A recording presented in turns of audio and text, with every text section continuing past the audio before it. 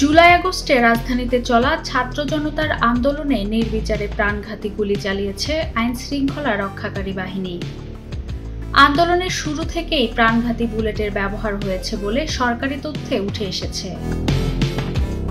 ঢাকার কয়েকটি স্থানে 7 জন ম্যাজিস্ট্রেটের নির্দেশে অন্তত 1240টি প্রাণঘাতী গুলির তথ্য মিলেছে সরকারি নথিতে।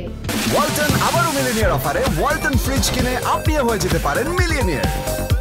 মিলিনিয়ার ছড়াছড়ি দেশ জুড়ে, এটা শুধু ওয়ালটনই পারে। ছাত্র জনতার আন্দোলন দমাতে সরকারি বাহিনীর সঙ্গে গত 1 জুলাই থেকে 5 আগস্ট পর্যন্ত ঢাকার বিভিন্ন এলাকায় অন্তত 95 জন ম্যাজিস্ট্রেট দায়িত্ব পালন করেন। এসব ম্যাজিস্ট্রেটের নির্দেশে বিজিবি, পুলিশ ও আনসার সদস্যরা ছাত্র জনতার উপর ব্যাপক হারে দমন পীড়ন চালায়।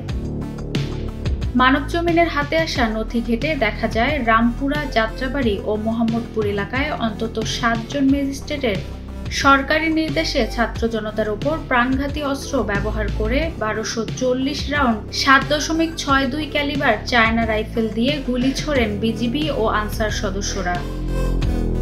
ঢাকা জেলা ম্যাজিস্ট্রেটের কার্যালয়ের বিচার শাখা থেকে ট্রাইব্যুনালে পাঠানো একটি গোপন প্রতিবেদনে এমন তথ্য পাওয়া গেছে বলে জানা গেছে।